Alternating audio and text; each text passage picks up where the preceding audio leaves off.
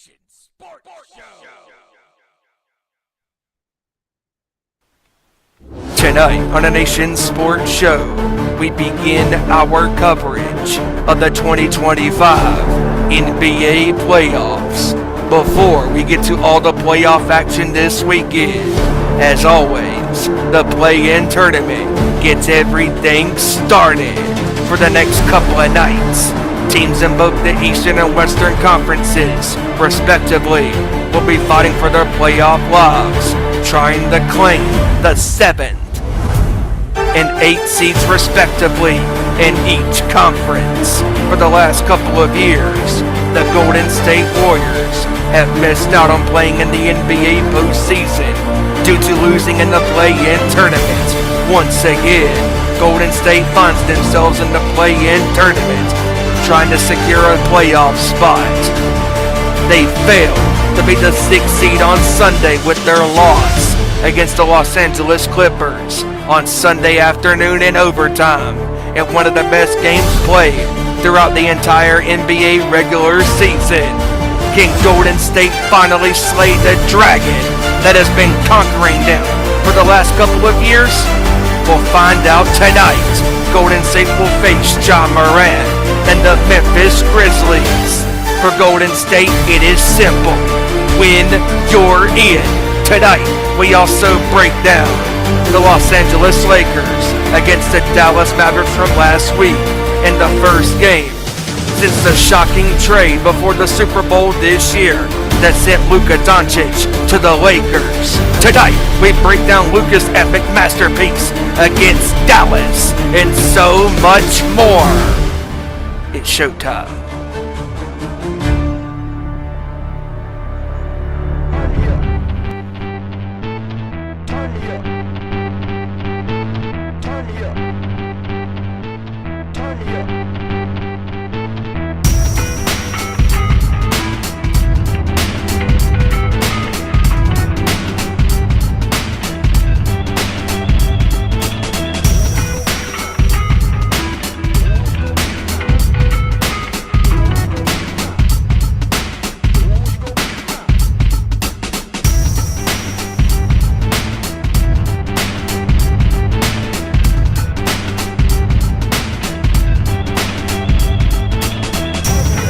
Good up to the court, talking all that is sport, breaking down the latest news, scores, and more.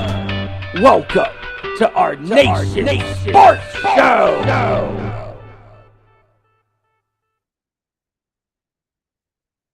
Oh wait, what am I doing? Wearing this hat. Cosplay time is over. It is sports show time. What's up, everybody? I am Ezra Vickery, and it is good to be here. It is our Nation Sports Show. Happy Tuesday, and welcome to not only Sports Show Day, but WrestleMania Week. That's right, the week that wrestling fans have been waiting for is finally here, and it officially starts tomorrow. And it's going to be an awesome night of action with the WWE ID tournament and a few other things. Obviously, a lot of it's going to be discussed throughout the week on different platforms between us, but I just want to give you a little rundown of the major things, but we'll get into that in a few minutes. I don't want to get into a long-winded conversation about wrestling because I do want to keep it sports related as we always do. But now the ways you can interact with us, and that is, of course, at Owen_Sports Show on the Facebook or on the Twitter. Had dinner, loopy. Facebook.com, Instagram.com, all our Nation Sports Show. And the YouTube as well. Our Nation Sports Show will be here live right now. Like, subscribe, share with your friends, your family, your enemies, your acquaintances, whatever it is. Tell them to join us in the chat. Get with us and enjoy some of the topics we're going to talk about and interact. We'd love to hear you guys' opinions on some of the things we're going to be talking about here, including, of course, the NBA play-in tournament set in stone. We're going to be talking about that. We're going to be talking about the playoffs in general. We're going to be talking about NFL news, NBA news. UFC 314 happened this weekend. We're going to go over one or two of the matches, including an epic 5-round main event for the vacant, undisputed UFC Featherweight Championship, which I watched live, and that was an amazing fight. We'll get into that in a little bit later as well. But also, you can follow our sister show, Nation's Corner, at the Nation's Corner on their Instagram and on the YouTube with Nation's Corner on Facebook, on Instagram, and on the Twitter machine. Of course, there are our sister wrestling show with the guys and gal talking wrestling every Saturday, 7 p.m. Eastern, 4 p.m. Pacific. I don't know what the status of the show this week is because obviously WrestleMania is this weekend, so we may be taking the night off. We may not be. Stay tuned to our social media for more information as that becomes available at Nation's Corner, specifically on the Twitter. Please follow us on Twitter, X, on there for all your up-to-date information on show times and, of course, guests. And don't forget to check out last week's show. We had 2 great guests, and we had a special WrestleMania review show, not review, preview show, sorry, with our good buddy and Busted Open producer, Andre, the producing giant. And it was great to have him on, talking all things WrestleMania, counting down as we get ready to the big event this Saturday and Sunday. Don't forget to follow at 2Sweet Cosplay across all socials. We'd like to thank everybody who came out to C2E2 this past weekend. It was a blast. One hell of a weekend. Everybody who turned out to the panel, we had a full house. We got some great photos. Had a lot of people stop at our table. Throwing out some shout outs, of course, to our original crew. Unfortunately, Nico couldn't make it because of his health. We wish him the best, and hopefully we'll see him in C2E2 next year. And then we got to shout out a few of our other friends, including Eric, Alexis, and of course, our main buddies in the crew, Wildcard, Andy, and Brian, who held down the fort while Nico was out and when we were out doing our own things.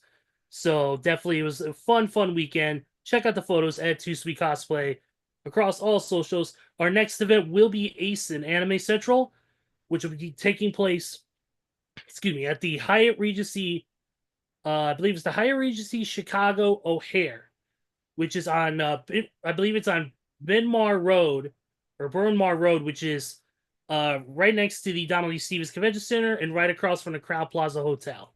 So if you know that area, come out to Asen on Sunday. We'll be doing a photo shoot. And then we're going to try to get a panel set for Fan Expo in August. So keep an eye on our social medias for updates as it becomes available.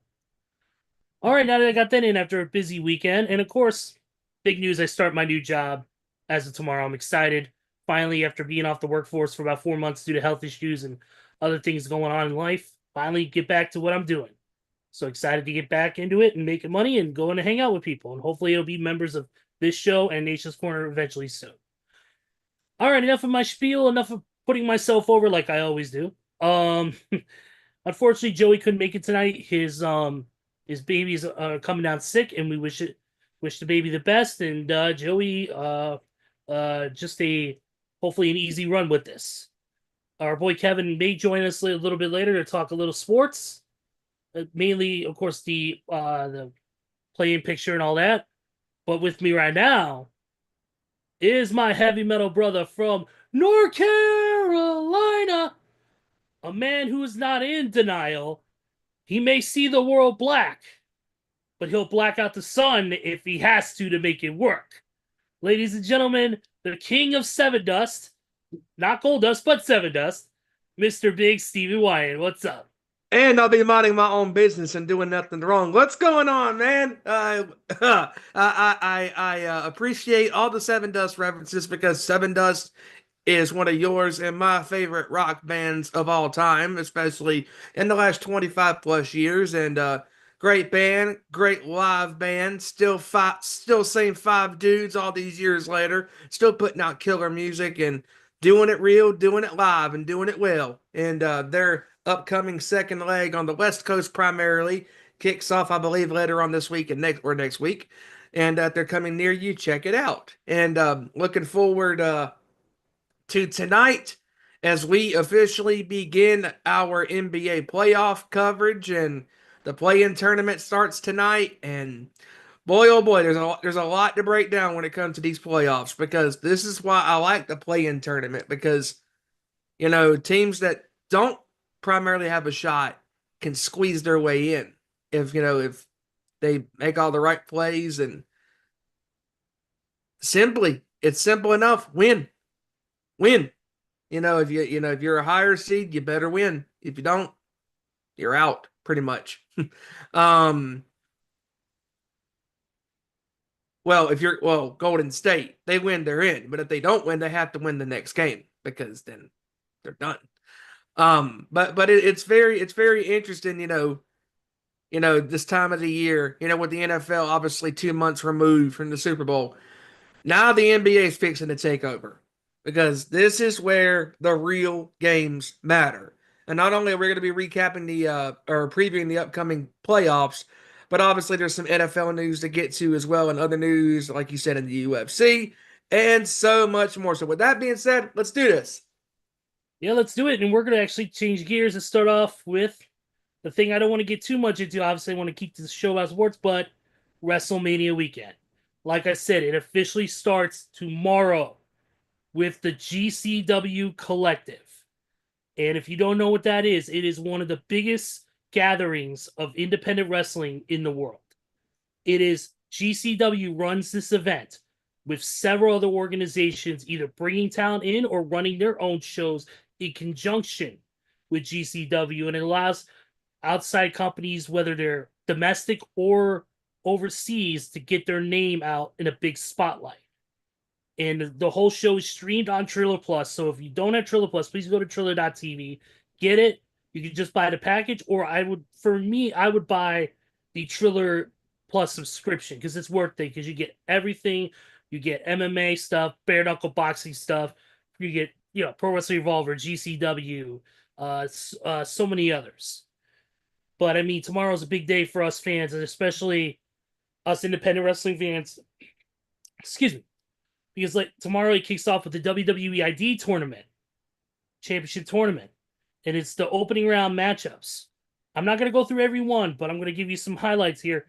Of course, this one of the major ones is Zeta Steel, who has been really making a name for herself. It got ID'd recently as well, versus Chicago's own former TNA wrestler Smiley Kylie Ray. It's going to be a fantastic bout. Also, too, this one kind of personal to all of us who grew up with this lady, and this is an opportunity for her to really shine and open some eyes here. WWID prospect Zara Zakher will take on the former Bayley superfan herself, Izzy Moreno. And Man, just so excited for this, man. I'm excited for this too, man. And she may get a shot in the ID tournament. We'll see, depending on how well she impresses, Triple H, and how she impresses people who are running ID. And then the other one I want to throw out there is this matchup. It's insane. Opening round match. You got two competitors who are already ID prospects, and one who's an outsider. No ID, but he is one of the most vicious men in deathmatch wrestling. And I'm talking, of course, about Ice Williams and Aaron Roberts, who are ID'd, versus GCW's own Silver Teeth Satan, Atticus Cogar. On Twitter. If Cogar wins, he gets into the WWE ID tournament. Damn. So the stakes are freaking high for him. And because I know on Twitter you were popping for this. Like, this is insane right now.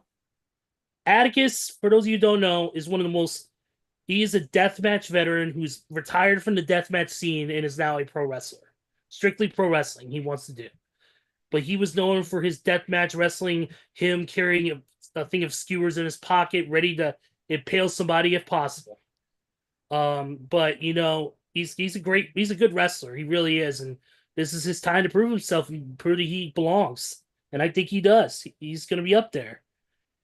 But real quick, since I wanted to highlight that, but I also wanted to just say, real quick, quickly down the schedule, because I don't want to go through everything all at once. Like I said, we have the opening round tournament. Then we have the return of Dragon Gate USA, which hasn't been seen in a number of years. They will be doing a show at 9 p.m. Mind you, these are all West Coast times, so check your local listings. Then on Thursday, you have Defy Wrestling at 11 a.m. 3 p.m., you have the WrestleCon Mark Hitchcock Memorial Super Show, which is going to feature talent from all over, so it's going to be awesome. Then at 8 p.m., Josh Barnett's Bloodsport 13, which is going to feature some incredible talent from everyone from NXT to WWE, AEW, New Japan Strong, Stardom. I mean, the list goes on and on. Then you got Progress Wrestling to close out the night. Friday, Tokyo Joshi Pro Wrestling. Then DDT Pro. Then Joey Janela's Spring Break, which the main event is a no ropes barbed wire death match in Sabu's official final match as he takes on Joey Janela. And then the Heels Have Eyes for the Culture from Fourth Rope Wrestling will take place to close out Friday. And then Saturday, Effie's Big Gay Brunch 10, which will feature Effie versus Dark Sheik. And also, and then one highlight also too, Joey Janela's Spring Break also too, the Senior Scramble, which I'm gonna love. It's hilarious. Then you got TJP versus DDT versus GCW, and then to close out the collective is Joey Janela's Spring Break Clusterfuck Forever, which features the 163-person Clusterfuck Battle Royal. That's going to be madness. Last year was madness. I mean, come on. It was won by Microman after beating Nick Gage. And speaking of Nick Gage, we would also, real quick, before we get into the sports, we'd like to send our condolences to Nick Gage. Unfortunately, he lost his wife, his partner, of 26 years. I don't know what she passed away from. I don't think that was revealed. It's none of our business. We don't want to say anything that's out of character or nothing that's out of context. We just want to say our best thoughts, prayers, well wishes are with Nick at this time. I know Nick is going to be in Vegas doing a WrestleCon appearance. So anybody who's going to meet Nick, please be kind. Please be respectful to the man. He's had a rough week, and we want to make sure that he feels as comfortable as possible with what he's went through. So, Nick, we're thinking of you. We're thinking of your family. We're thinking of her family. You know, just sending our best. MDK all fucking day, brother. All right. Now that that's done, let's move on to the wonderful world of sports. And let's get into some... I don't want to go into the... I mean, can you... Steven, while we're talking here, can you get confirmation of Kevin if he's going to drop in or not? Yes, I will be doing that as we speak. Okay, perfect. Thank you very much. Let's get into the world of the NFL. I mean, obviously, we're building up to the NFL draft coming up soon, so... That's next week, actually. Next week, which is going to be awesome. And no, we will not be covering all 4 hours of the draft. No, if you think we're going to do that, you're out of your fucking mind. We're not going to be doing that and putting ourselves to sleep. Like, Yeah, I'm yeah, so, yeah, not I'm like the so ending. sorry. Yeah, not like the ending of Dynasty. Yes, I'm the one who brought it up this time as a joke. But, well, here we are, Steven. Okay. We have our commentator team for the draft on April 24th and 25th. It will be Mike Greenberg, Greeny, Mel Kiper Jr., Booker McFarland, Lewis Riddick, Molly McGrath, and of course, Adam Schefter.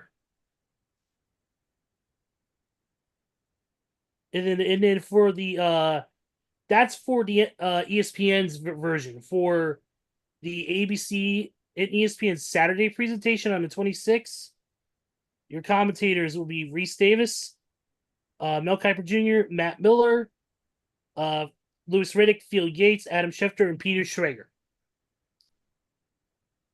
So it's going to be interesting to see how this draft goes because there's not a lot of household quarterback names this year. I do expect maybe some wide receivers, maybe some defensive backs to go in the first round. I do not think there's going to be a lot of quarterbacks really being snatched off the board in round one. I will be a little surprised if we see a lot of quarterbacks coming off the board in the first round because I just think to me this is the year of the support players. This is the year of the offensive linemen. This is the year of the defensive players. This is not going to be the year for a lot of your starter position players like quarterback, wide receiver, running back, tight end.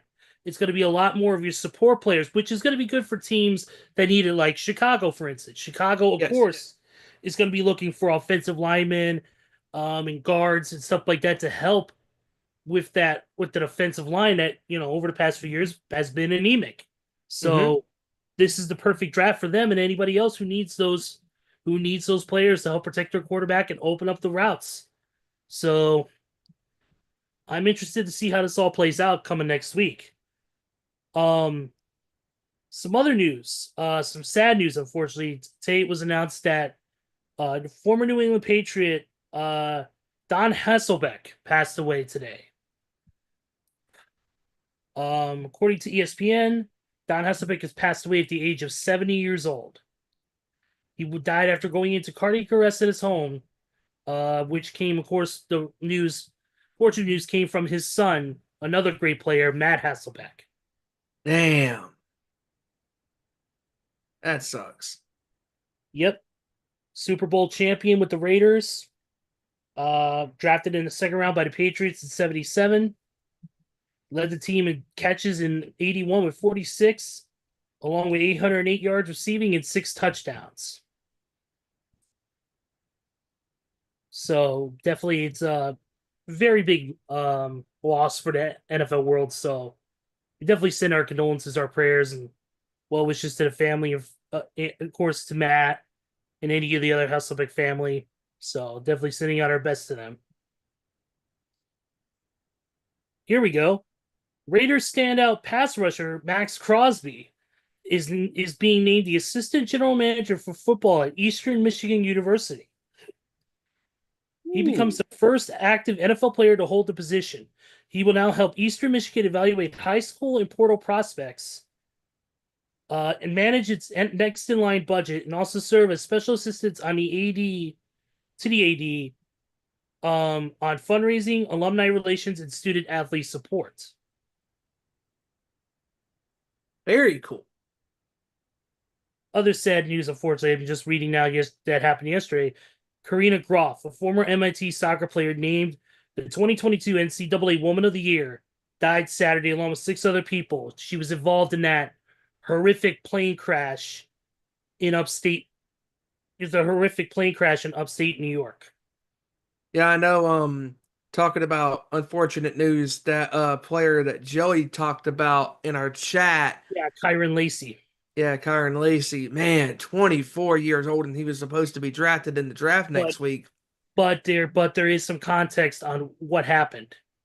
Oh, there is. In that he was originally supposed to go to trial for he was being accused of a hit and run that killed a 70-plus-year-old person. Dang. And he was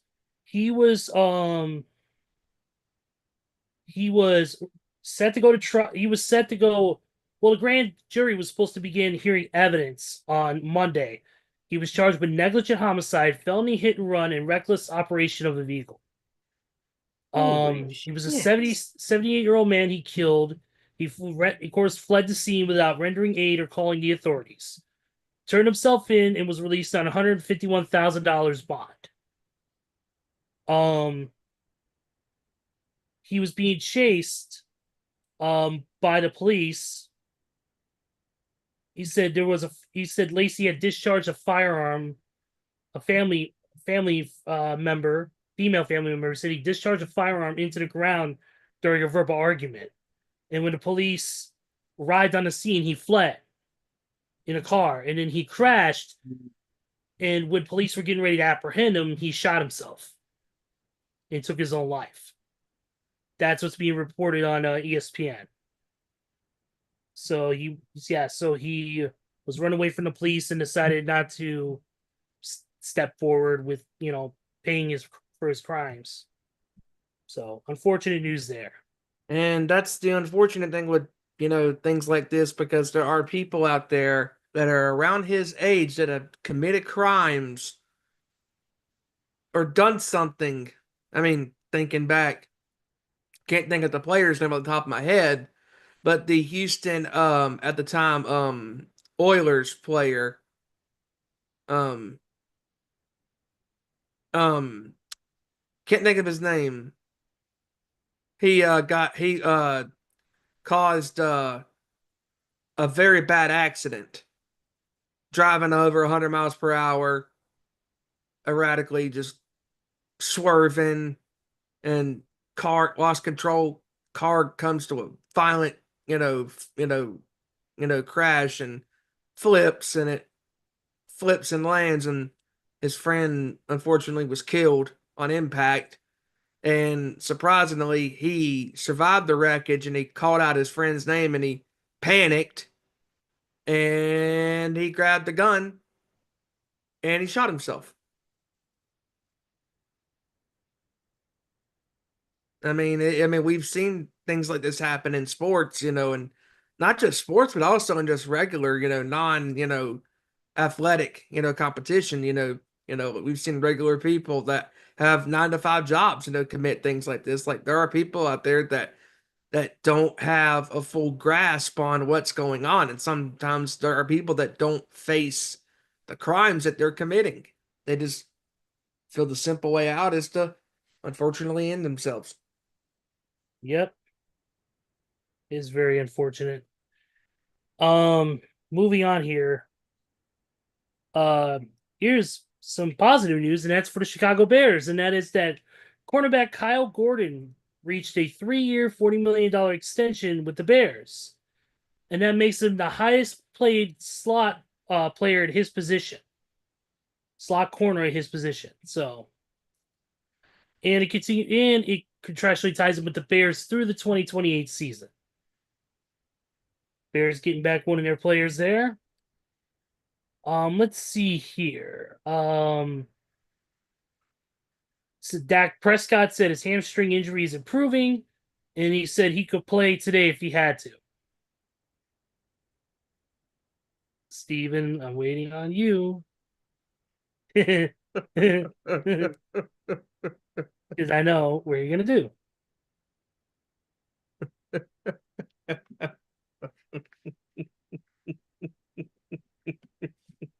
Okay, while Steven laughs like Dr. Evil from fucking Austin Powers, 8-time Pro Bowl cornerback Patrick Peterson on Monday went to Arizona and signed a contract to retire as an Arizona Cardinal. Played 13 seasons in the NFL, including 10 with Arizona, where he was a 3-time All-Pro selection.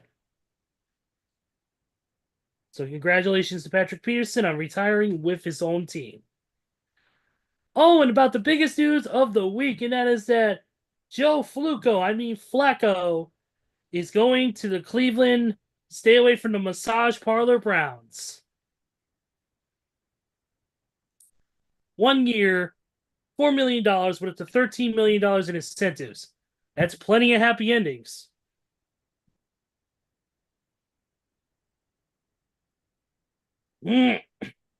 So now the quarterback situation in Cleveland is now Joe Flacco, Kenny Pickett, and Deshaun Watson. God, that is a quarterback trio that I never thought would exist together. You've got a guy who can't stay on the team. Oh, real quick, Kevin will be on here in a few. Okay, cool. You got the guy who can't stay on the team. You got a guy who just won a Super Bowl and they got cut from the team. Then you've got a guy who can't even stay on the field with the team because he's too busy getting happy endings and getting himself in trouble. Oh, and talking about Dak Prescott, oh yeah. He says he can play, hamstrings feeling better. Oh, he says he can play. Doesn't matter. They're still not going to make the playoffs. Because the Cowboys suck. Playoffs? Playoffs? Playoffs? You kidding me? They're in postseason form already. Playoffs? Playoffs? Oh, we're idiots. So, also 5 days ago, Michael Bidwell was inducted into the Arizona Sports Hall of Fame. Of course, he is the owner of the Arizona Cardinals.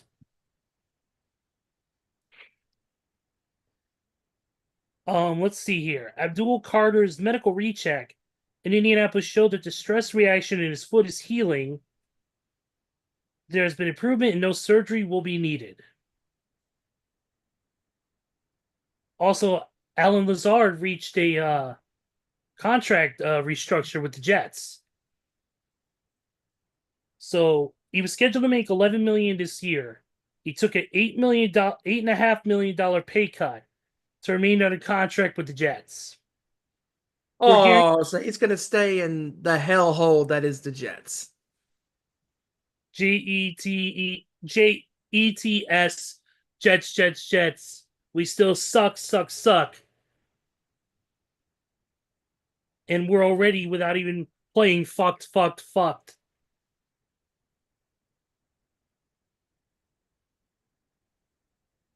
Oh, and Fanatics Fest announced their first panel. Of course, Fanatics Fest in New York City, the most expensive meet and greet you'll ever go to. It'll be the quarterback playbook panel, which will put Dan Marino, John Elway, Jaden Daniels, and CJ Stroud on stage together. Wow. Discussing lessons learned throughout their careers. The panel and others soon to be announced are open to all fans in attendance. It'll be at the Javits Center in New York City.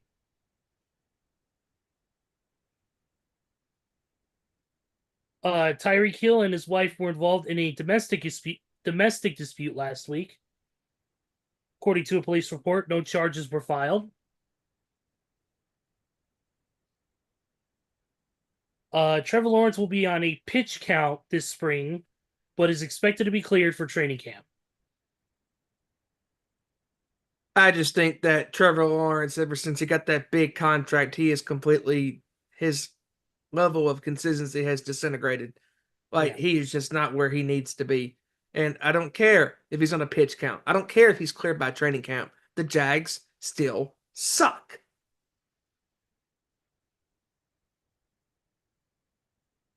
You suck. You suck. Kurt Angle. Oh, it's true. It's damn true. It's damn true. Also, we got it.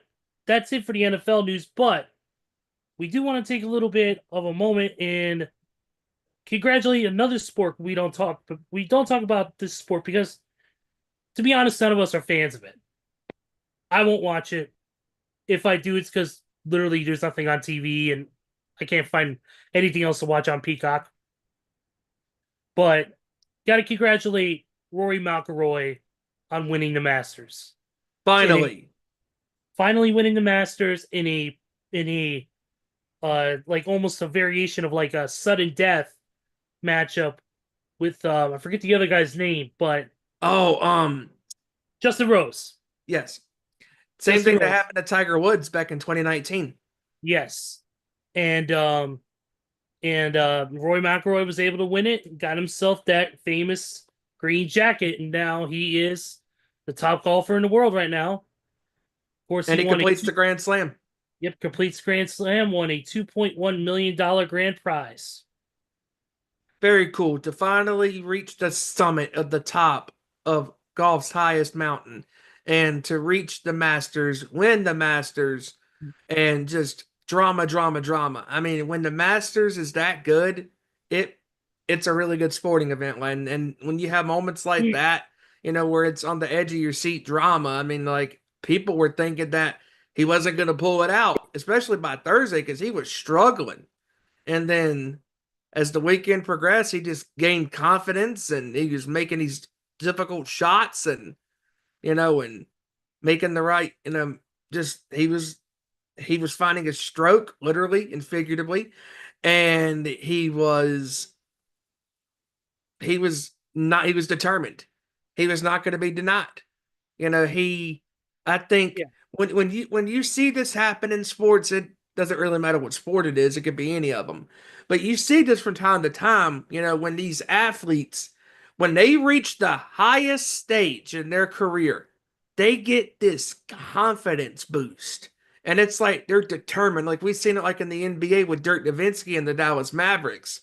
When Dirk took that Mavericks team in 2010-11 to win the championship, Dirk was like, look, guys, I need to get the one thing that's eluded me, and that's a championship. He was determined. He was determined to win that championship that eluded him in 2006. And McIlroy, he was denied the Masters year after year, year after year. He come close to winning it, but he finally got it done. And shout outs to Mike Tirico with a hell of a call on Masters Radio and Sirius XM. Simple, effective, straight to the point. And nothing against the great Jim Nance, but we don't need the over dramatic, oh, this and that, blah, blah, blah. Just say what he did in his career. what he won, and finally what he won after, it eluded him. Now he did it. I love Nance, but sometimes he kills me with some of his calls. Mike Tirico gets it. He gets how to call simple things in sports, but make it powerful, make it mean something. That's why I thought Tirico's call was better than Nance's. Because sometimes on television, these announcers try to reach and reach for things that just don't need to be called. Like, I'm sorry. Like, that's why a lot of the times when it comes to sports these days, I listen to these games on the radio because, well, it benefits me, first and foremost, because they're telling you what's going on and they're painting a picture on what's going on. And sometimes these play-by-play announcers on television, they just try to be so over the top and just add things that don't need to be there in the call. Let the crowd clapping, let the emotion from McElroy, let it ring out. Let it marinate. Don't overdo it. Let the moment speak for itself. The tears in his eyes, the emotion on his face, the emotion in the crowd, seeing him finally reach the top, of golf's highest mountain, winning a green jacket. Sometimes you don't need to be over the top with your call saying, he did this, he did that, spend his nights doing this. Shut the hell up. I'm sorry. You know what I'm saying? Like, we've seen that in some of these calls. Like how these commentators get so over the top with their calls. Just let them, lay out. Let the moment speak for itself. It was a huge moment. Yeah, well, I can agree with you on that. Hey, look who is here. Now, here's a guy, unlike LeBron, he knows how to show up on time and he actually gives a damn and he tries. K-Rod, What's up, Kevin Rory. everybody? Yes, What's up, sir. man? What's up, everybody? What's up, big man? How you doing? Hanging in there, man. Just gonna hop on here for a few minutes, talk about the NBA play-ins, playoffs, play-outs, and all that other good stuff. Yeah, and you missed it. You missed us talking about Dak Prescott saying, hey, I can play tomorrow. My hamstring injury is feeling that good. My hamstring's feeling better. Oh, it doesn't matter. He's still going to miss the playoffs, idiot. Yeah, Dak Prescott's ready for the NBA playoffs. Okay, here we go. Ready to help the Mavericks out at any cost. What you going to do, run out there on the floor and start playing basketball? Now I see whose hamstring holds up more, his or Anthony Davis's. Oh, you know what? I hate to be that guy, but screw it. I have more faith in Dak Prescott than I do Anthony Davis because he is constantly fragile. Yeah, I have more confidence in Tony Khan's booking than I do that. Hey, now that's a stretch. Oh, that's a stretch. I appreciate the confidence, Ezra. I'm all the way over here getting ready to do Dynamite. The longest episodic television show on TNT and TBS, guys. It's going to be great tomorrow. More Death Rider stuff and a lot of great Dookie coming your way, guys. Damn, why can't I hit the mute button? Son of a bitch. All right, man, let's get to it. Tonight we have a couple of play-in matchups. We got right here. We got the East. We got an East matchup here tonight that's going on right now. Actually, it is the Falcons and the Magic. Atlanta's up right now, 6-3, with 9:30 left in the first quarter. Okay. And then later on tonight, and the Magic. And then later on tonight, we've got Golden State and the Grizz. Man, and real quick before we get to that game, Kev, how about that hell of a game on Sunday between the Clippers and the Warriors? That was one of the best games played during this year's regular season. Yeah, I got to tend to agree. That game was so crazy because both teams were throwing haymakers. That's probably one of my top games of the entire NBA season this year because from a Golden State perspective, I can't even be mad because Golden State played very good. The Clippers just made one more play than Golden State down the stretch. They played phenomenal. Both teams played phenomenal. Both coaches coached their ass off. Ty Lue, great coach. Steve Kerr, Hall of Fame coach. They coached their asses off. I mean, Steph Curry was throwing haymakers. Fourth quarter had 36, 20 of it in the fourth quarter, and overtime is crazy. And then Jimmy Buckets he was doing what he did, playoff Jimmy. But then Kawhi Leonard, man, this is where I'm going when I talk about the NBA playoffs. That's my dark horse of the Western Conference is the LA Clippers, because if you get the Kawhi Leonard that you got in 2019 with the Toronto Raptors, and James Harden cannot seem to joke, oh man, that I don't know who can beat him, honestly. Not in a 7-game series, because they got the experience. Kawhi is a very experienced vet. James Harden has experience. I mean, Ty Lue, a great coach, has experience. I mean, they've got the team that can push just about any team in the Western Conference to the brinks, to be honest. And that's going to be my dark horse, the Clippers. And I mean, for the Warriors, man, that's a backbreaker. Even though you can say, hey, can't do nothing, the Clippers just made one more play. Even though Butler and Curry combined for a combined 66 total points, the Clippers still made one more play. I mean, it was Yep. an all-around great game. I thought it was very well officiated. I thought, both teams played exceptional ball. I mean, Harden making crazy shots, Kawhi making crazy shots. I mean, you name it. I mean, Curry making Curry plays and Jimmy making, Butler plays. I mean, just great stuff. I mean, just all around great game. But man, if Yep. you're Golden State, you had it. You had Yeah. a for sure playoff spot because That was Minnesota that was won. that's a backbreaker, dude, because if you look at it like this, Golden State was playing, they put their cards in the middle of the table. They said, listen, we want a week off. We want to guarantee the playoff spot. Let's play it. Steph Curry played almost 40 minutes. Jimmy Butler played 43 minutes. I mean, and then to lose that game and realize you got to come back within 48 hours and play for a play-in spot. Oh, man. That is where I'm at with this game tonight. That's the Golden State on paper and the way they've been playing the last 2 months compared to the Grizzlies after they fired Taylor Jenkins. You can honestly say Golden State should win that game. But now you throw in the factors of Golden State coming off a game where they are emotionally exhausted. Overtime and Sunday, they put their marbles on the table. Jimmy takes a knee to the thigh at the end of that game. Steph Curry still has a sprained thumb. That's when things get dicey because Memphis has a chance if John Morant puts the guns away and comes up with some other celebration and does his thing. They could give Golden State some fits. And that's where I'm at with it. But looking at it on paper, though, Golden State honestly, should win this game. And when I'm looking at it like that, Golden State, that is the silver lining of this. Because if they win tonight, they can still get their 4 days rest. And that Houston team, I don't mean disrespect, but that team has not had any experience in the playoffs, and you put a team with Steph Curry and Jimmy Butler in there, and I'm like, they might could be on upset city.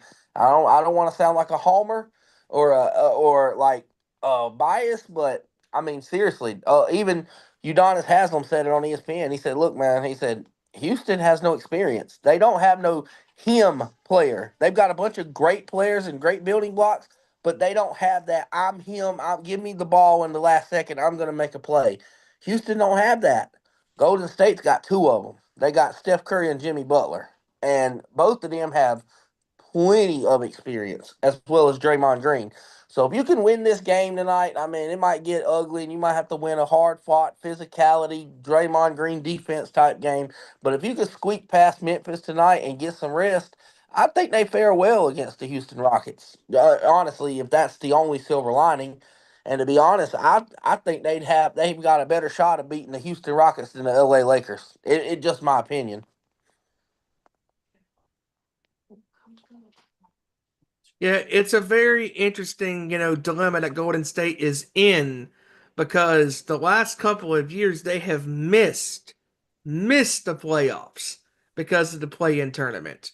And they had chances to get in a couple years ago, but the play-in tournament, this is the one thing about the play-in tournament that is very, very interesting. You never know.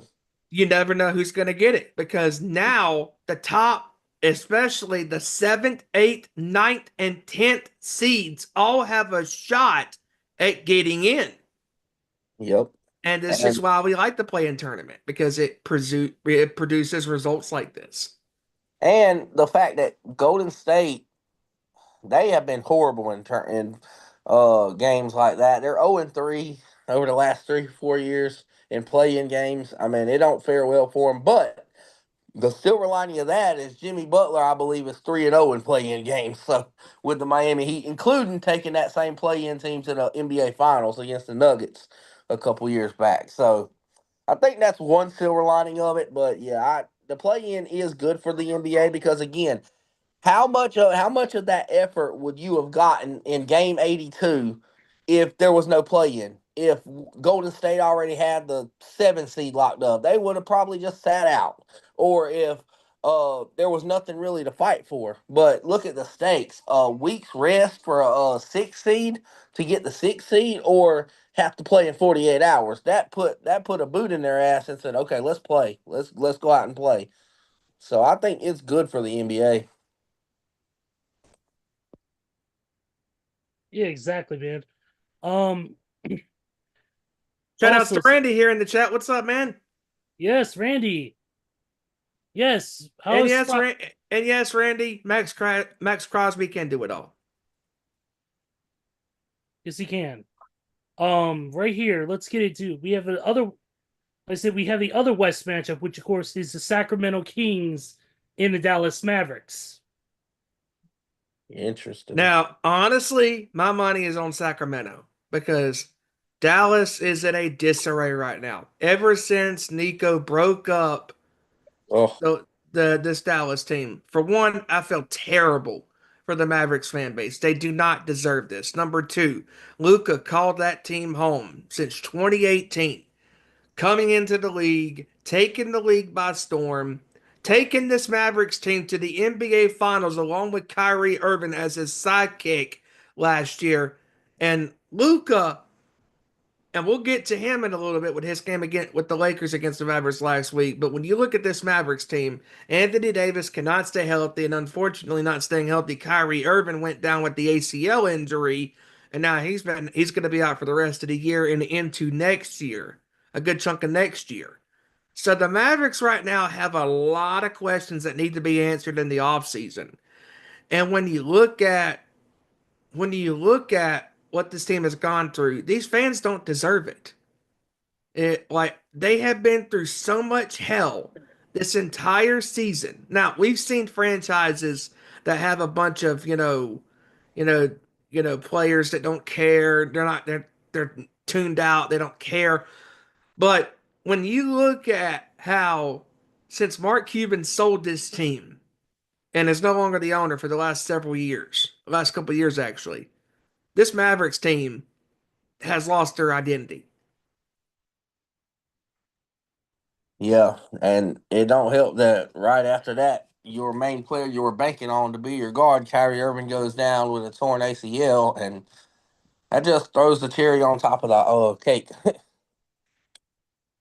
But yeah, I'm expecting Sacramento to win this game. I mean, Sacramento's firing Mike Brown midseason. These coaches, man, this coaching carousel, you can get your ass gone in a heartbeat. I mean, you think Vince McMahon was out there as the owner yelling, "You're fired" to these coaches as quick as they've been going. They've been dropping coaches like flies here this season, and Mike Brown was one of them.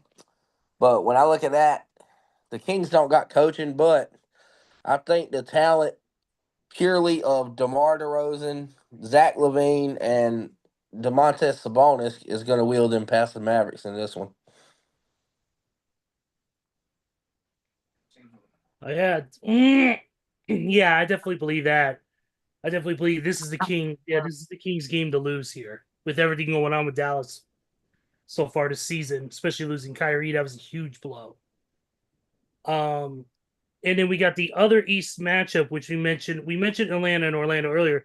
The other East matchup is the Miami Heat and the Chicago Bulls. That's going to be an interesting. It always seems like the Bulls and the Heat are playing in a play-in game. It's like almost every year you see them two teams battling it out. or at least on the opposite side of the play-in. But they always are in it. Yeah, I mean, for me, I don't. This is the game that could go either way. I don't know what to call on that, Steven. Probably, man, that's tough. I would say Chicago. I agree. I'm going Chicago because I think they got to treat the Miami Heat like they're the Los Angeles Lakers. You know, the game where Kobe White turns into Kobe Bryant all of a sudden and goes for like 30 plus. I think that's going to be one of them games. Kobe White and them's going to basically be too much for Miami.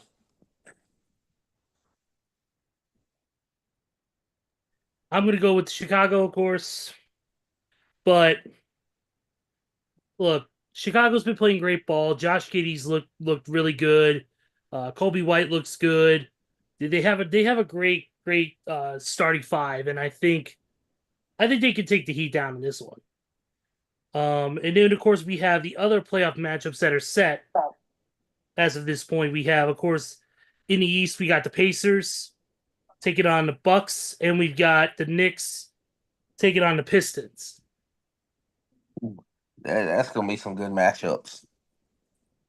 I just hate it for the Bucks because Dame's going to miss probably the whole round. So kind of give the edge to Indiana on that one. But the Knicks and Pistons, man, I mean, I know the Pistons might be way down there, but to see how far they've come in the last 5 years, that team is on to something. They're building right, and they're building good.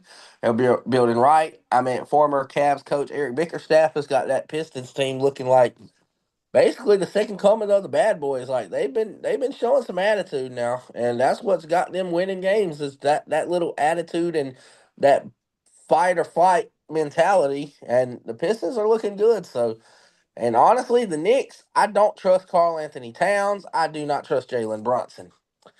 I believe they said the Knicks were like 2-14 all year against the top three seeds in each West and Eastern Conference. I don't trust the Knicks.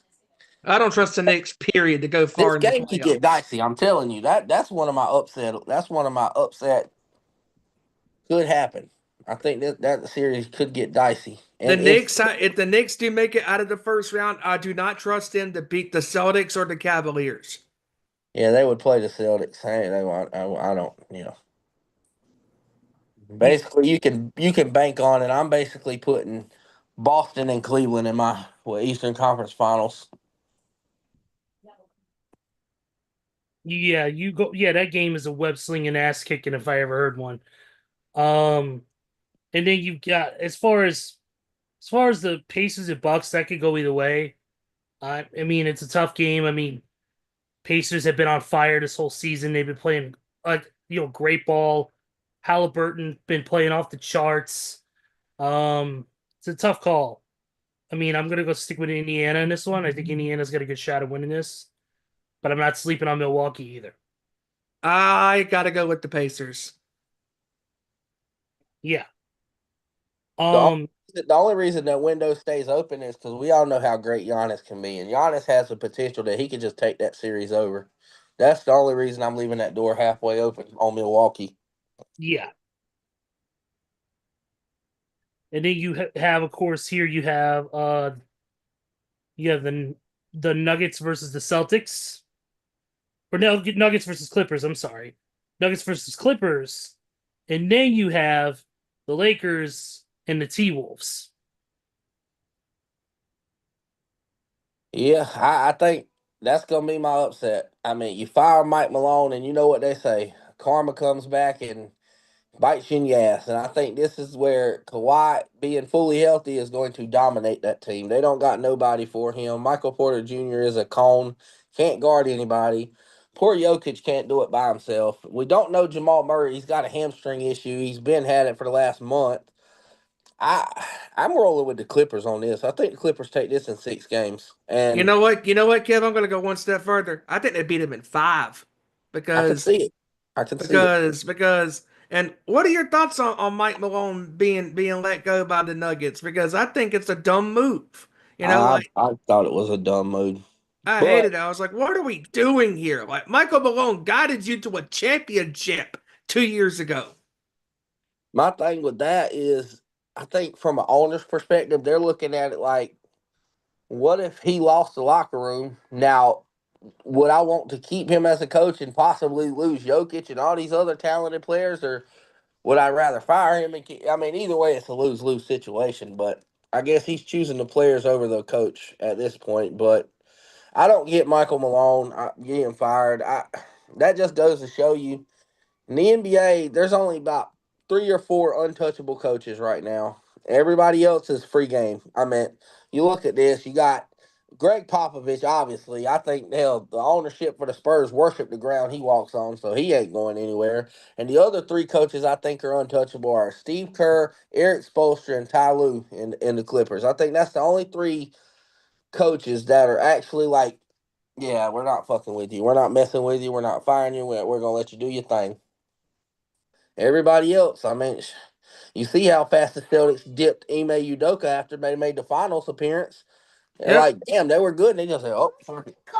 Now, luckily, the Celtics won the championship last year with Missoula as their head coach. Yeah, so they wrote that wrong. However, I mean, that's where you got to go. It definitely wasn't because of the coaching. I mean, Jason Tatum and Jalen Brown and that super team they got over there, I mean, that probably did more than coaching. I think that was more about that, but they wrote their wrong. But we seen Ty Lue get fired from the Cavs after LeBron dipped. I don't know why, but he did.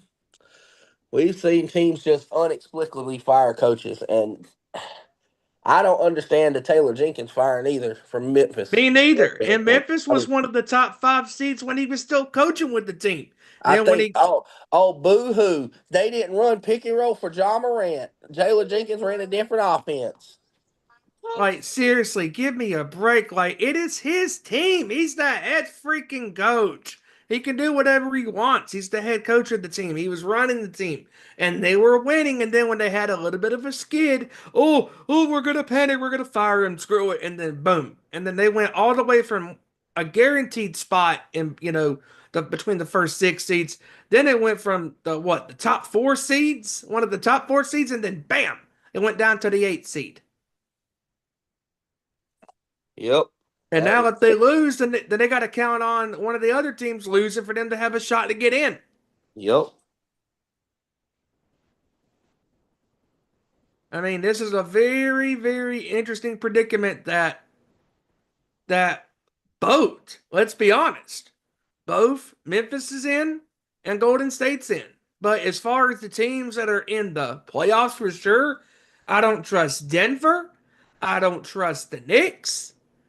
The Knicks to me is so overrated. Yes, they have talent, but the Celtics have a championship pedigree, winning a championship last year. The 2 teams that I am interested in on how they're going to do, the Thunder and the Cavaliers, because both of these teams are very young. Now, the Thunder, the one advantage that they have over Cleveland is that the Thunder were the 1 seed when they got taken out last year by the Mavericks in that 6-game series.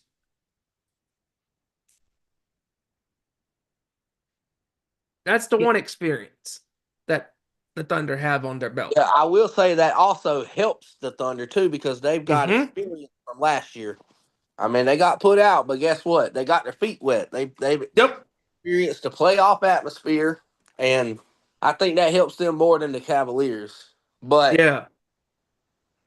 a team I'm interested in, and I hate them. I absolutely hate LeBron. But the Lakers, can we give JJ Redick his flowers, man? I mean, I'm just saying, Yes. Darvin Ham would not have took this team where they've been this year. This is all because JJ Redick's coaching and the addition of Luka Doncic. I mean, let's be honest, Luka, he ain't benefiting them like he's not making them overpower because he's getting absolutely cooked on defense. But the emergence of Austin Reeves because of JJ Redick being able to coach, and it's just more than sticking your hands in your pocket. But JJ is coaching his ass off. You talk about drawing up plays, getting a good defensive scheme set. I mean, JJ's doing it all, and he's got this Laker team honestly scary. And I hate the Lakers. I hate LeBron. Can't stand it, but Gotta respect it. Gotta respect the passion that JJ has got this team playing with no center. So kudos to JJ, and I think they take out the Timberwolves. I like Anthony Edwards, but again, I don't trust Julius Randle, and I do not trust Gogurt from France, Rudy Gobert. I don't trust neither one of them. I trust Ant, but Ant's by himself, man. He needs some help. Yeah. I don't think Ant by himself can overcome Luka and LeBron. I just don't see it happening. In the words of Shannon Sharp, Ant-Man, Superman, Spider-Man, Lakers in 5. That's what I got. Simple and effective. Or we can talk about how he thought the Lakers was going to beat the Thunder. Now, that was another story. What did he say? He said, OKC Thunder, he said, Boost Mobile Bundle, WWE Royal Rumble, Lakers in 5. Now, I do not believe he will have the Lakers in 5 against the Thunder. I don't see that. No. But the Timberwolves, yeah, they can beat them. And Anthony Edwards, he's a great talented player. He's a great scorer, but he does not have the team that he had around him last year when they took the Nuggets out of the Western Conference semifinals.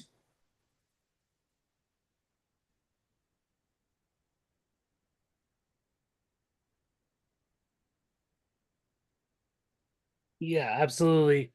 Real quick, in other, quick NBA news, I really want to get this stuff real quick.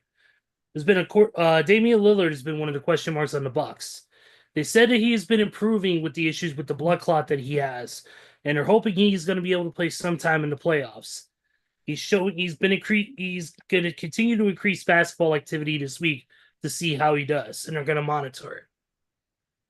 But right now, it's still a question whether Lillard's going to play this season or not. So, also too, the New Orleans Pelicans made a executive change.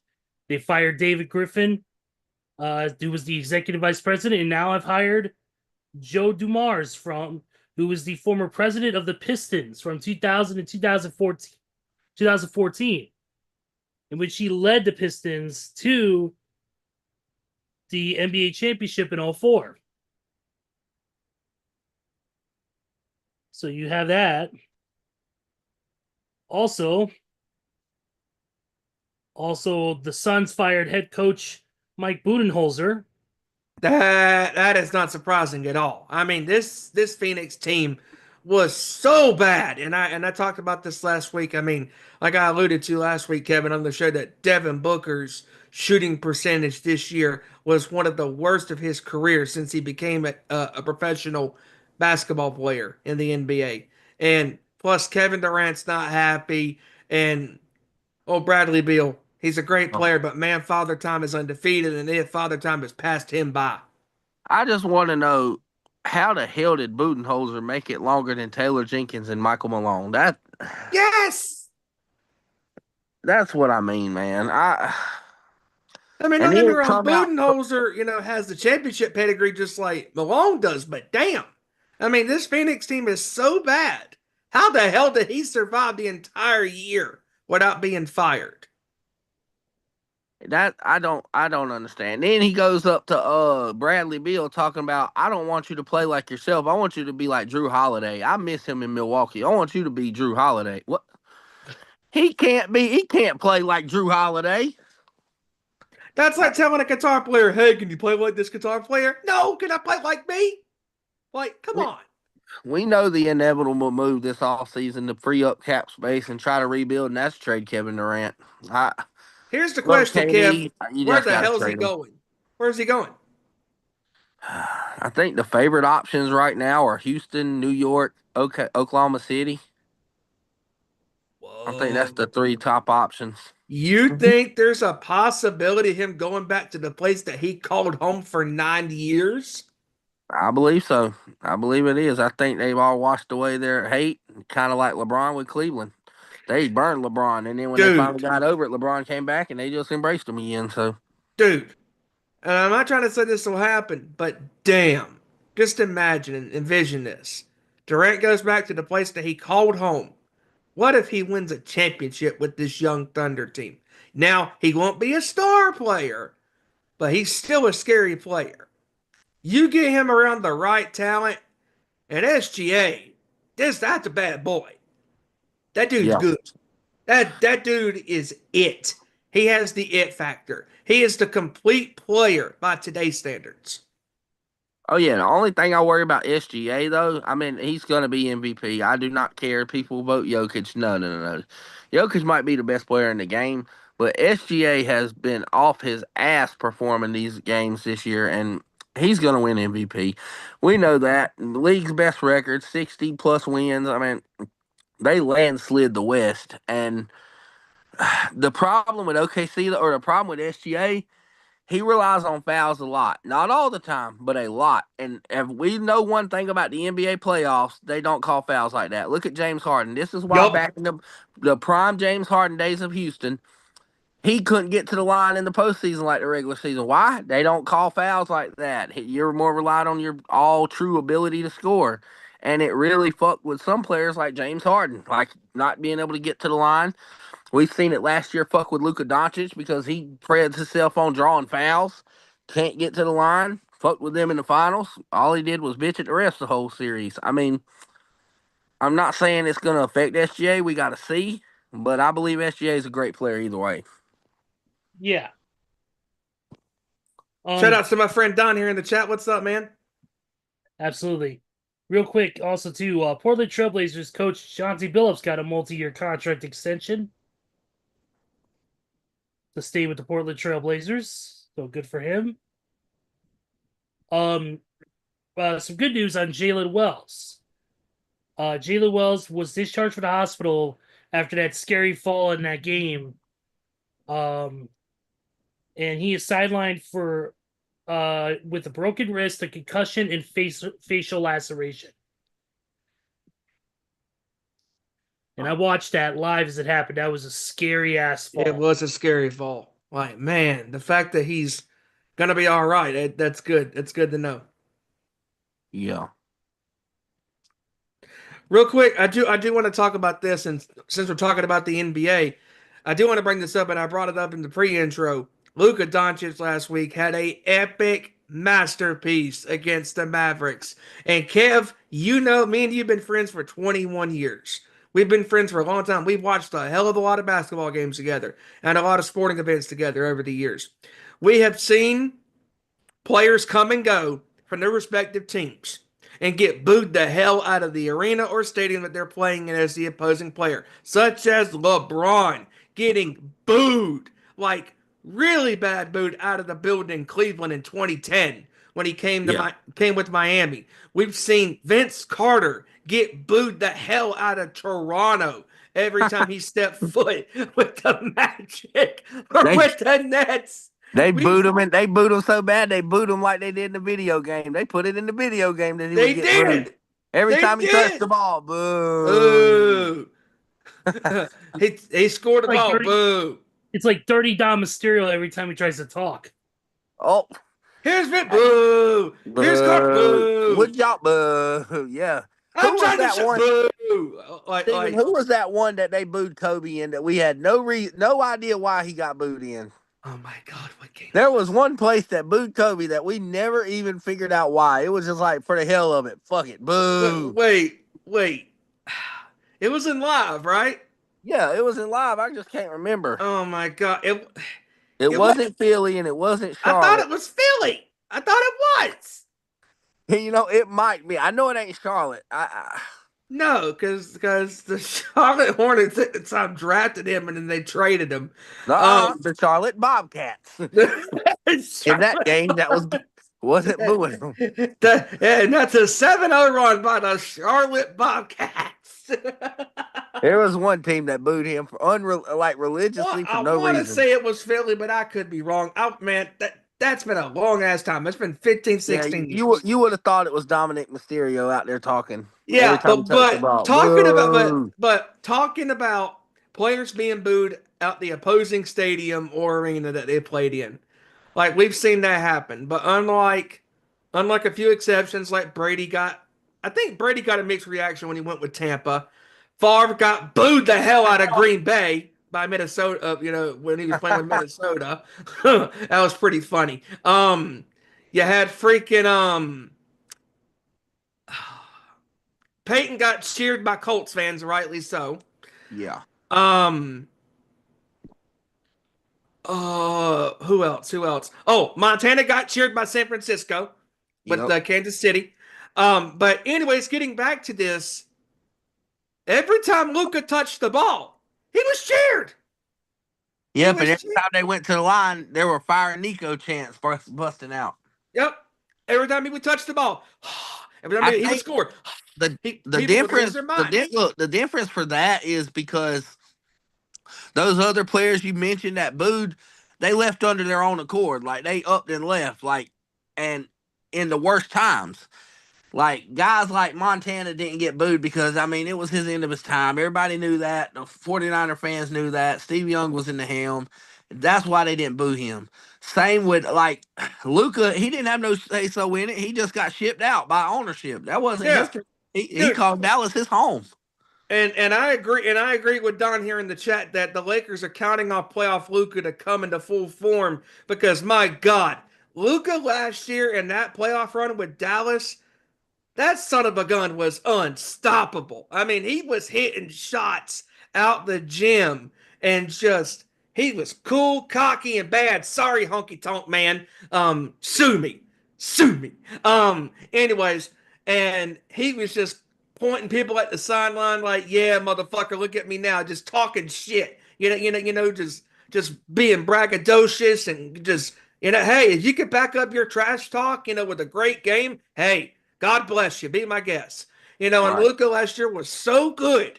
And I think that I don't think the Lakers are going to be that team that goes to the finals, but would I be surprised if Luka somehow leads this team?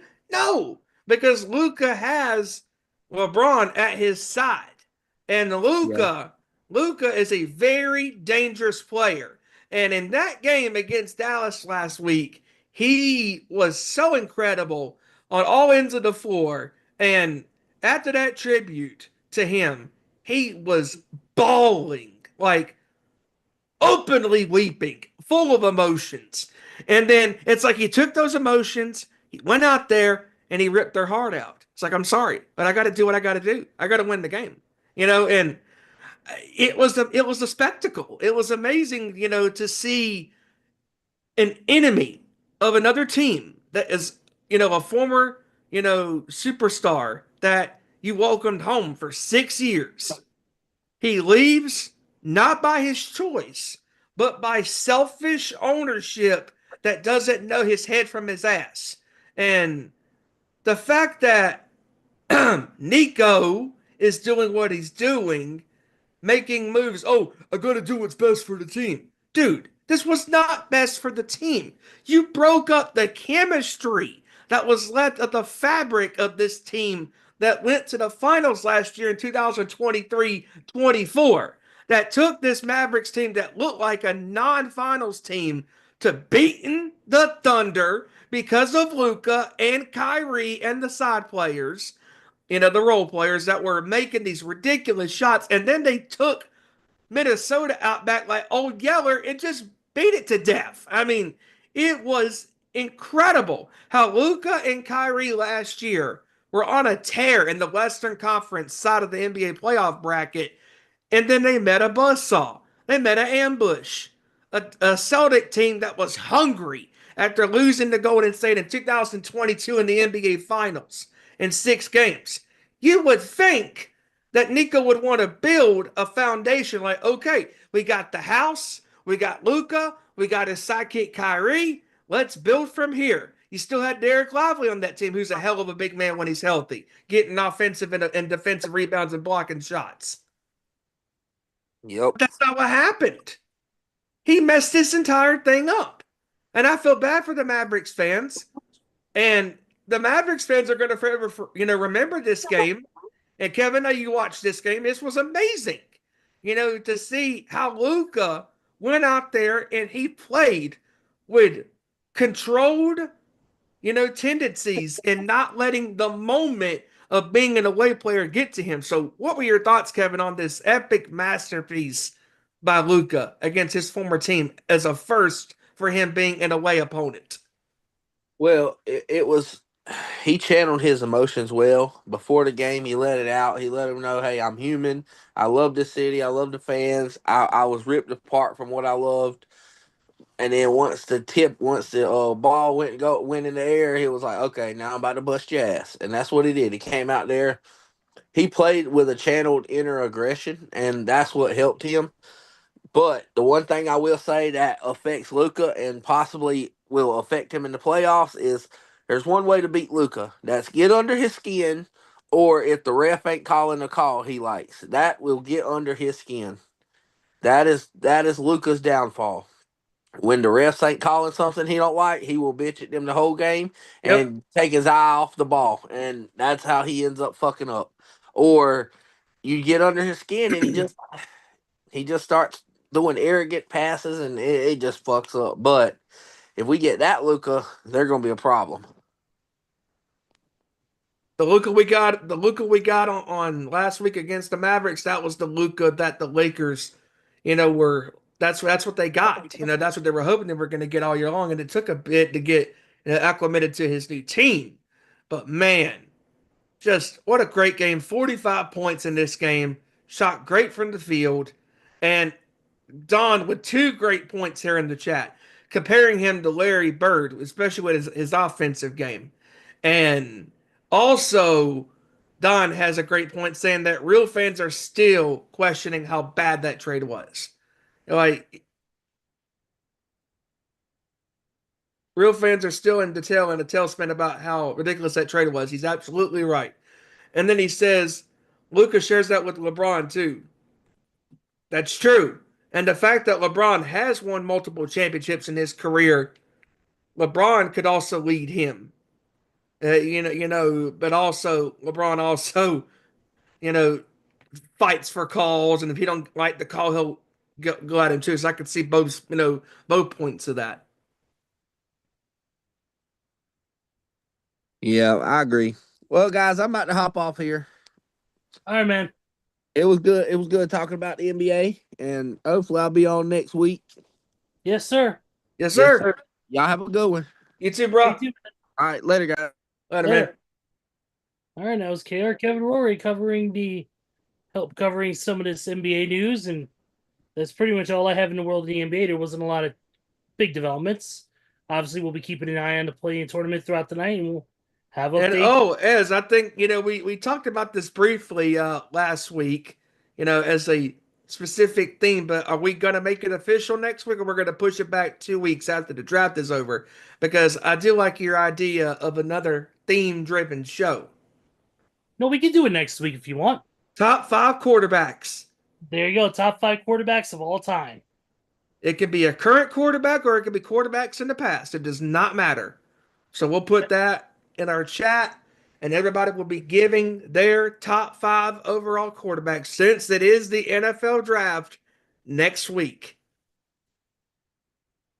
Yep, absolutely. These top 5 driven shows are always fun. Yes, they are. All right, let's go ahead and get into real quick to kind of cap off the show. UFC 314. And it was a great, great night of fights. Unfortunately, my boy Darren Elkins was knocked out, suffered a head kick early in the first round and could not recover. And then he just got barreled. But there was a great fights. Dominic Reyes defeated Nikita Krylov by TKO in round number 1. John Silva defeated Bryce Mitchell in round number 2, 3 minutes 52 seconds in the round by submission.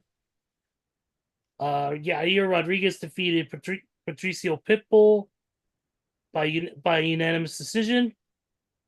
Patty Pimblett knocked out Michael Chandler in the 3rd round with 3 minutes and 7 seconds left in what was an epic 5-round war for the vacant UFC featherweight championship, undisputed featherweight championship.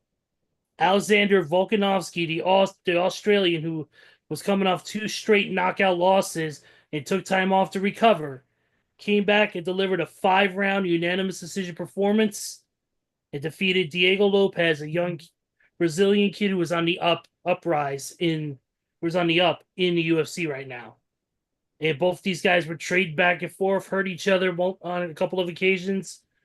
But Alexander Volkanovski pressed the issue, kept firing jabs, kept firing combos, and that was it.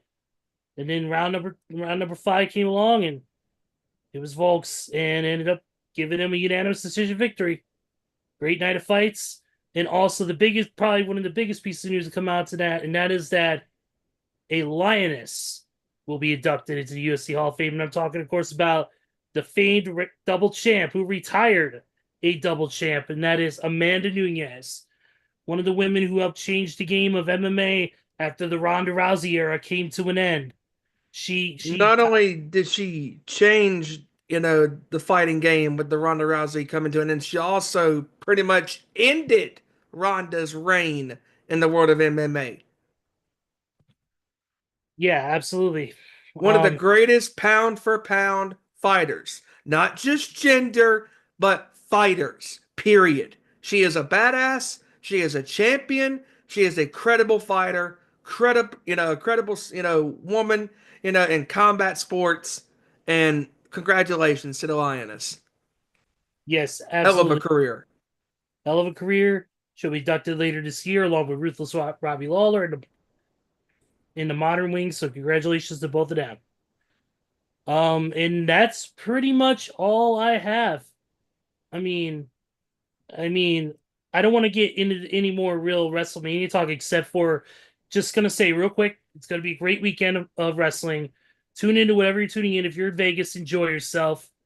Don't get too hammered. Don't get lost. Don't do anything stupid. Just stay safe. Enjoy the shows. WrestleMania is going to be amazing. Night 1, Night 2 are going to be classics. Main events are going to be off the hook. Looking forward to SmackDown as John Cena and Cody Rhodes for the final time will meet face to face in Sin City at the T-Mobile Arena. It's going to be amazing this weekend with WrestleMania, the event of all events in the world in professional wrestling, highlighted by Roman Reigns, Seth Rollins, and CM Punk main eventing night 1, along with such matches as Jey Uso versus Gunther for the world title, Charlotte Flair versus Tiffany Stratton for the women's championship, and also on night number 2, obviously Cody Rhodes and John Cena in the main event for WrestleMania night 2 and the overall main event. Also, to be determined, in my opinion, we're probably going to be getting Randy Orton having a match, because what's a WrestleMania without the Viper on the card? Only thing is, we don't know who his opponent is going to be. But we have a feeling it might be the 2-time NWA World Heavyweight Champion, and as our friend Dave LaGreca would say, the greatest modern day NWA World Heavyweight Champion of all time, the national treasure and the general manager of SmackDown, Mr. Nick Aldis. And man, if that match happens, I know it's not a legitimate, rivalry, but Nick has a history with this story between him and Kevin, and it's gonna be great if that happens. Just so much to look forward to with this year's WrestleMania. There's a lot of great stuff on this card. Also another match that sticks out to me is that Drew McIntyre versus Damian Priest match, Sin City Street Fight. That could steal the show on night 2. And also, night 1, you got the Fatal 4-Way for the IC title. That should be a lot of fun. Also, I want to throw out a quick event, Steven, that I forgot about. TNA Unbreakable. Yes, that's on Thursday. Yes, it's going to be on Thursday. It's going to be an amazing night on there to TNA Unbreakable, because we're going to have a triple threat match. Ethan Page's pay-per-view return to TNA as a member of NXT. He's gonna look to gain a TNA World Title from Frankie Kazarian and from Joe Hendry with Frankie Kazarian as well in a triple threat. And in a match I'm looking forward to the most because of its violence, Sami Callihan and Mance Warner barbed wire massacre. Yes, that is going to be, as Exodus would say, good, friendly, violent fun. Like, that is going to be insane. And you know those two have already been bonded by blood, so it makes sense. Yes, they have. But man, just overall crazy weekend of wrestling. I'm excited. Can't wait for it. We're gonna be exhausted by the end of this I'm weekend. gonna need a month to detox. Yeah, God, just a lot of great stuff, and also can't forget about Io versus Rhea versus Bianca in a triple threat. That should be a hell of a match. I mean, this card has matches the fatal that. four way for the IC title. Yup, Braun, Dom Mysterio, Penta, and Finn. yup. There's a potential to all these matches have a potential to steal the show this weekend. If you're going to these events, please stay safe. Please gamble responsibly, and please, like the old saying goes, gotta know when to hold them, gotta know when to fold them, know when to walk away, know when to run. I mean, you got to know when to fold your cards, and that's it. Take the money and run. If you're out there gambling, have a lot of fun, but please don't do anything you wouldn't do. Have fun, stay safe, and also shout outs to some members of our Nation's Corner crew that are going to be out there in attendance. Shout outs to Scotty, shout outs to Money Mark, shout outs to Marks in New Mexico. Those are going to be shout outs to Trenda, shout outs to everybody that's going to be out there in Vegas this week for the Busted Open party this Saturday in Vegas. Shout outs to those that are going to the Bully Ray party on Friday. That should be a lot of fun. Shout outs to those going to the Masters class with Busted Open this Thursday at 4 p.m. Pacific. Lots of great stuff happening this week in Vegas. It's going to be a takeover. It's going to be amazing. Can't wait to hear all the stories about what happens with, not just our friends, but also to the fellow wrestlers and colleagues around the WWE when it comes to this big weekend, because who the hell knows what's going to happen, man? Like, there's so many intriguing things going on now. I'm pretty sure there is not going to be a Nation's Corner this Saturday because with Mania starting early and all of that, nobody wants to be doing a show on night number 1 of Mania. They'll do a show next week to recap everything and all of that good stuff, so everybody can enjoy, the weekend, enjoy the shows. Come back next week and recap it. It's going to be a hell of a good time. The Hall of Fame is Friday. Triple H going in. Just lots of good stuff. Lots of good stuff taking place this week. I wish we were all there, but I know we're all there in spirit. Absolutely, my man. Ready to close it out with your final thoughts? Yes, I am. Great job by you. Great job by our buddy K-Rock, Kevin, Rory coming on tonight. Hate that Joey couldn't be on tonight due to his baby not feeling good. Baby's sick, so hopefully his kid's feeling better. And shout outs to Randy here in the chat. Shout outs to my buddy Don here in the chat.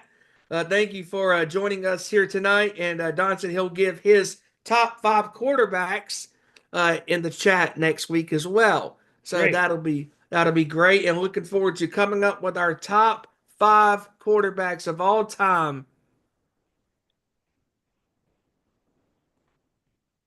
Yes, sir. Looking forward to next week as we give our top 5 quarterbacks of all time. Oh, here's a good question. That Don posted here in the chat. And honestly, Don, I don't think there's gonna be matches on this card that warrant a squash, because No. a lot of these matches, are going to be, I think really, really good. Some better, obviously, than others, but there's not particular matches that are going to be one-sided. No. Most of all these matches are going to get their own set of time. They're going to put in the best match with the time they are given. There's no examples of no squash matches on this card. All these matches are going to have a perfect amount of time to tell their stories. And that's exactly what this Triple H era is all about. Is making sure everybody has a chance to be able to tell their stories with the amount of TV/PLE time that they're given. So that's where that leads. But outside of that, man. Outside of that, great job. I can't think of nothing else to cover tonight. We hit everything basically. To everybody getting out there that's headed out to Vegas, stay safe, travel safe, getting there, flying to Vegas if you're coming out of the East Coast and the Midwest. in the Northeast coming to Vegas. If you're driving, please stay safe. The Vegas traffic is horrible. Yes. Just if you're going out there, have a great time. Enjoy your time. Enjoy your vacation. Eat lots of great food. Drink lots of great alcohol and drinks and whatever the hell you partake in. Have a lot of fun with the wrestling, have a lot of fun making memories. And it's always cool seeing people on social media that are wrestling fans bonding with each other that don't really know each other. I see it all the time on Twitter. People, making posts. I'm going to be in Vegas, and I hope you're going to be there. And, like it's really cool to see wrestling fans all over the world that are great-minded wrestling fans, that are true wrestling fans that love professional wrestling, that they want to be together in the moment and just be a part of something special. And everybody that is going to be traveling to this, they're going to be, and also to those that are going to the Undertaker's One Dead Man show, that's going to be awesome too. If anybody's going out there, have a great time with that as well. Thank you for joining us here tonight. You can follow us on Twitter or X at @_sports show, Facebook.com/Nation Sports Show, and where we are live on most Tuesday nights at YouTube.com/Nation Sports Show. Be sure to like, share, subscribe, all of that good stuff to your family and your friends. Like and share this stuff to your family and friends that love the world of sports and wrestling as much as we do, because we do cover a little bit of wrestling from time to time here on this program. And sometimes we even dabble in a little music talk like we did at the top of the hour with the Seven Dust references, which I thoroughly enjoyed that. That was great. And also don't forget to follow the Nation's Corner on Twitter at Nation's Corner, Facebook.com/Nation's Corner, Instagram/The Nation's Corner, and we're there live on most Saturday nights when a PLE or PPV is not permitting that.